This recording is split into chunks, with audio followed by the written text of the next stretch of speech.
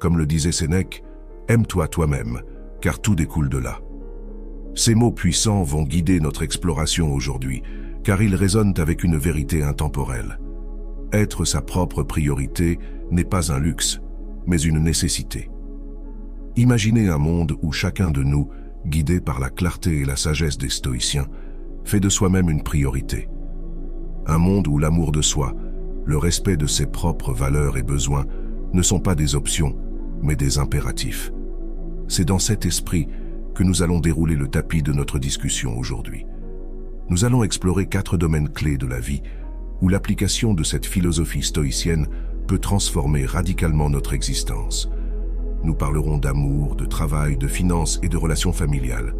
Dans chaque domaine, nous découvrirons comment rester fidèle à soi-même, comment hiérarchiser ses valeurs, questionner ses besoins matériels et choisir son cercle familial avec sagesse. Préparez-vous à être inspiré, à être défié et surtout à être transformé. Chaque mot, chaque idée que nous allons partager est conçue pour vous éveiller, pour vous pousser à réfléchir et agir. Nous ne sommes pas ici juste pour parler, mais pour provoquer un changement, pour vous inciter à cultiver votre jardin intérieur. Alors, asseyez-vous confortablement, ouvrez grand vos oreilles et votre esprit, car nous sommes sur le point de commencer un voyage qui pourrait bien changer votre manière de voir et de vivre votre vie. Soit ta priorité n'est pas qu'un conseil, c'est la clé d'une vie épanouie et authentique. Êtes-vous prêt à embarquer dans cette aventure? Allons-y. Alors, plongeons dans le premier chapitre de notre aventure stoïcienne, être sa propre priorité en amour.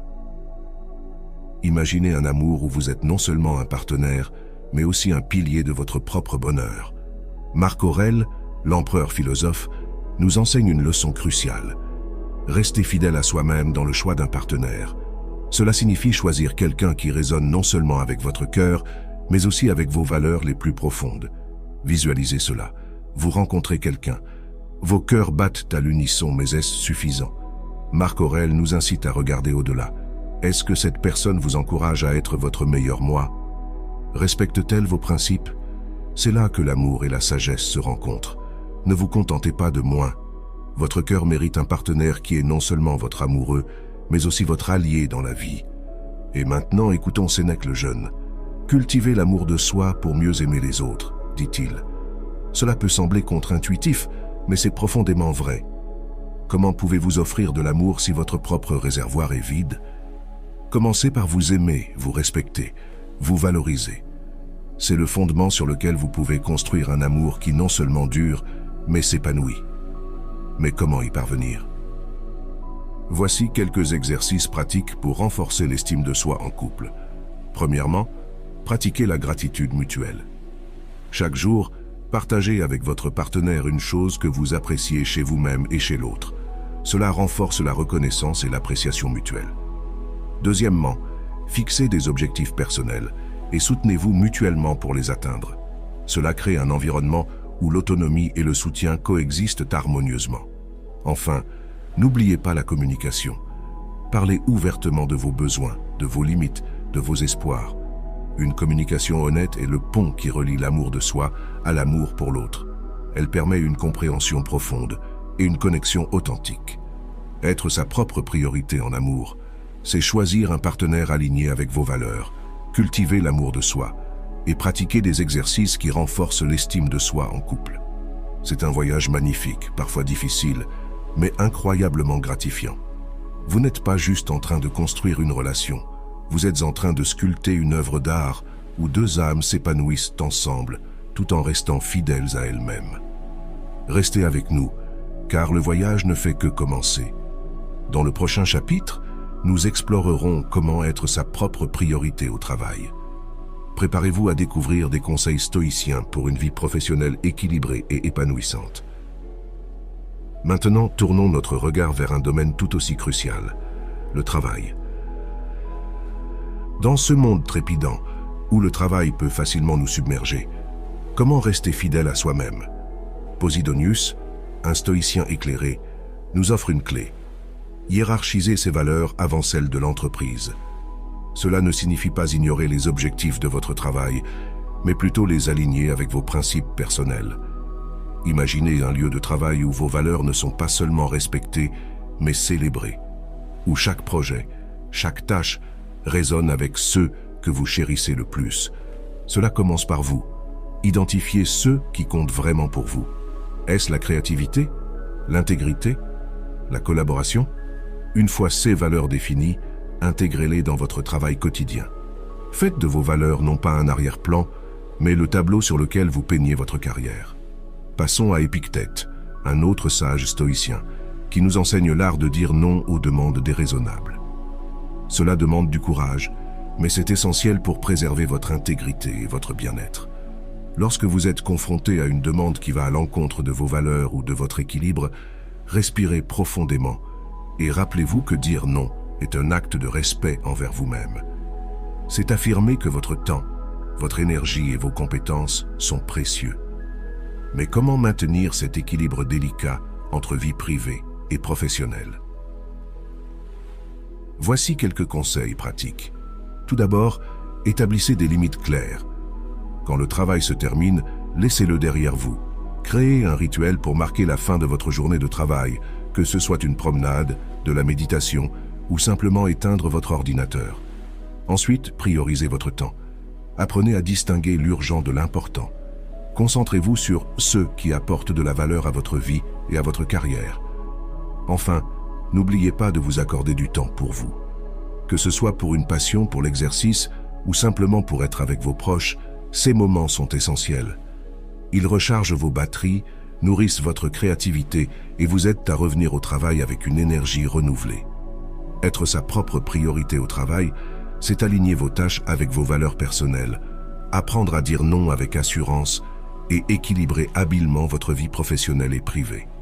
C'est un art, une danse délicate, mais lorsque vous la maîtrisez, elle vous apporte une satisfaction et une paix intérieure inestimables.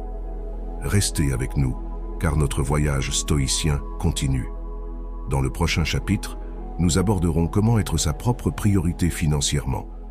Préparez-vous à découvrir des stratégies pour gérer vos finances de manière sage et équilibrée. Et maintenant, chers auditeurs, plongeons dans un domaine souvent source de stress et de questionnement, nos finances. Comment être sa propre priorité financièrement? La sagesse stoïcienne, toujours aussi pertinente, nous guide vers une approche équilibrée et réfléchie de l'argent. Musonius Rufus, un stoïcien souvent oublié mais ô combien éclairé, nous invite à questionner nos besoins matériels réels. Dans un monde où la consommation est reine, cette réflexion est plus que jamais nécessaire. Posez-vous la question, ai-je vraiment besoin de cela? Est-ce que cet achat va enrichir ma vie ou simplement encombrer mon espace et mon esprit? En adoptant cette approche, chaque dépense devient un choix conscient, aligné avec vos valeurs et non avec les impulsions du moment. Zénon de Citium, le fondateur du stoïcisme, nous enseigne ensuite la modération et le détachement. Cela ne signifie pas vivre dans la privation, mais plutôt trouver la juste mesure dans nos dépenses. C'est reconnaître que la vraie richesse ne se trouve pas dans l'accumulation de biens, mais dans la liberté et la paix intérieure. Pratiquez le détachement en vous rappelant que les objets matériels sont éphémères, tandis que les expériences et les relations sont les véritables trésors de la vie. Alors, comment dépenser selon ces valeurs? Voici quelques astuces. D'abord, créez un budget aligné avec vos priorités. Si l'éducation, la santé ou les voyages sont importants pour vous, allouez-y une part significative de vos ressources. Ensuite, avant chaque achat, demandez-vous, est-ce que cela correspond à mes valeurs? Est-ce que cela contribue à ma croissance personnelle ou au bien-être de ma famille?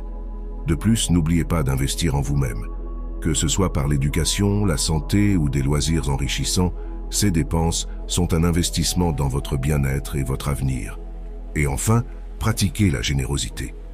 Partagez avec les autres, que ce soit sous forme de dons à des causes qui vous tiennent à cœur ou en aidant vos proches, renforce le sentiment de connexion et d'accomplissement. Être sa propre priorité financièrement, c'est questionner ses besoins réels, pratiquer la modération et le détachement, et dépenser de manière alignée avec ses valeurs. C'est une démarche qui apporte non seulement une stabilité financière, mais aussi une profonde satisfaction personnelle. Restez avec nous, car notre exploration stoïcienne n'est pas encore terminée. Dans le prochain chapitre, nous aborderons comment être sa propre priorité en famille. Préparez-vous à découvrir des conseils pour naviguer dans les relations familiales avec sagesse et bienveillance. Chers spectateurs, nous abordons maintenant un domaine essentiel et souvent complexe, la famille. Comment être sa propre priorité au sein de ce cercle intime? La sagesse stoïcienne nous offre des clés précieuses pour naviguer dans ces eaux parfois tumultueuses. Héraclès, un stoïcien moins connu, mais d'une profonde sagesse, nous parle de choisir le cercle familial dans lequel on évolue. Cela ne signifie pas renier ses liens de sang, mais plutôt s'entourer de personnes qui nourrissent notre âme, qui respectent nos valeurs et qui nous soutiennent dans notre croissance personnelle. Pensez à votre famille comme à un jardin. Quelles sont les relations qui ont besoin d'être arrosées avec amour et attention? Quelles sont celles qui nécessitent un peu de taille pour s'épanouir pleinement? Ensuite, Cléante, un autre grand stoïcien, nous enseigne l'art de s'affirmer avec bienveillance face aux parents. Cela peut être un défi, surtout dans les cultures où le respect familial est primordial. Mais se respecter soi-même est tout aussi important. Lorsque vous exprimez vos besoins et vos limites avec respect et honnêteté, vous créez un espace pour des relations plus authentiques et équilibrées. Rappelez-vous, s'affirmer ne signifie pas manquer de respect, mais plutôt communiquer vos vérités personnelles avec amour et intégrité. Et comment être à l'écoute de ses propres besoins en famille? Voici quelques exercices. Tout d'abord, pratiquez la réflexion quotidienne. Prenez un moment chaque jour pour vous connecter avec vous-même. Que ressentez-vous? Quels sont vos besoins non satisfaits? Ensuite, exprimez ces besoins à votre famille de manière claire et calme. La communication est la clé. Enfin, n'oubliez pas de fixer des limites saines. Si certaines interactions vous épuisent ou vous mettent mal à l'aise, il est important de les reconnaître et de les gérer de manière constructive. Être sa propre priorité en famille, c'est choisir des relations qui nous enrichissent, s'affirmer avec bienveillance et être attentif à nos propres besoins. C'est un équilibre délicat, mais incroyablement gratifiant. En cultivant des relations familiales saines et respectueuses, vous créez un environnement où chacun peut s'épanouir. Et voilà, chers amis, notre voyage à travers la sagesse stoïcienne touche à sa fin. Nous espérons que ces enseignements vous inspireront à être votre propre priorité dans tous les aspects de votre vie. Rappelez-vous, comme le disait Sénèque, « Aime-toi toi-même, car tout découle de là ». Cultivez votre jardin intérieur et regardez votre vie s'épanouir. Merci de nous avoir accompagnés dans cette aventure. Restez inspirés, restez curieux et surtout, restez fidèles à vous-même. Et voici, chers auditeurs, le moment de conclure notre voyage inspirant à travers la sagesse stoïcienne. Nous avons parcouru ensemble des chemins qui nous ont menés à l'amour, au travail, aux finances et à la famille, tous sous le prisme de cette philosophie intemporelle.